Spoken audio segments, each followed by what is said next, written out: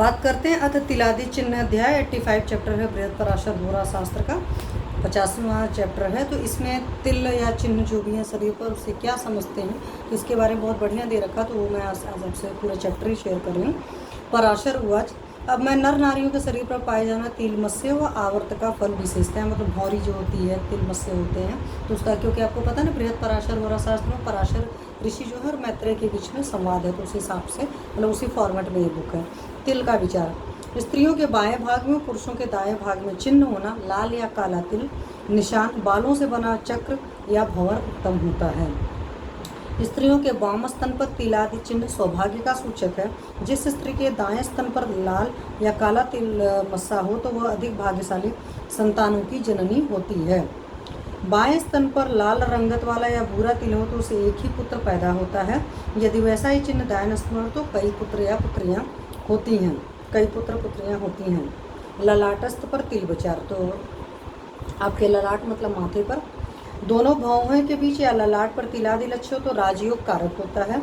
गाल पर लाल रंग का तिल या मस्सा सदैव उत्तम भोजन दिलाता है, अर्थात ऐसी स्त्री के घर में खाने पीने की कमी नहीं होती है। गाल पर काला मस्सा भोजन की कमी को द्योतित करता है या अन्यथा प्रतीत होता है। तो अगर किसी के गाल पर काला मस्सा है तो अच्छा नहीं लगता है, आपने देखा कि लुक में भी अच्छा नहीं लगता है और कमी भी होती है, उसके घर में खाने पीने की भोजन की कमी होती है। गुप्तांग चिन्ह, गुप्तांगों पर यानी कि हमारे प्राइवेट पार्ट पर जो होते हैं तिलमत्स्य, तो उनके क्या निशान होते हैं। स्त्री के गुप्त प्रदेश में दाईं ओर चिन्ह तिलादि होना राजा की पत्नी या राजा की माता होना सूचित करता है। तो लेडीज़ के अगर दाएं रीजन में मतलब प्राइवेट पार्ट में होता है तो अच्छा होता है। नाक की नोक पर लाल तिलादि हो तो वह राजपत्नी होती है।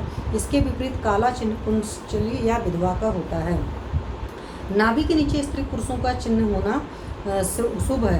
कान, गाल, हाथ, गले में तिल हो तो पहली संतान पुत्र होती है। साथ ही ऐसी स्त्री सुखी और सौभाग्यवती होती है। टखने के प्रदेश में तिलादि चिन्ह किसी भी रंग का हो और दुखदायी होता है। मस्तक पर त्रिशूल के समान चिन्ह हो तो वह स्त्री रानी और पुरुष राजा होता है। रोमावर्त या भौरी का फल, बाएं से दाईं ओर घूमती बालों या रोमों की भौरी सदैव शुभ है। वामावर्त अशुभ होती है, मतलब दाएं से बाएं घूमेगी। हृदय, नाभि, हाथ, कान, कमर का दायां भाग बस्ती में विशेष शुभ होता है। कटी प्रदेश मतलब तगड़ी का स्थान, गुप्तांग, पेट, कमर के बीच में भंवर दुर्भाग्य की सूचक होती है। पेट पर भंवर हो तो पति का नाश, कमर के बीच में हो तो चरित्रहीन, गले में ललाट पर हो या मांग भरने का स्थान पर माथे के बीच में आवर्त पुरुष व स्त्री किसी का भी शुभ नहीं होता है।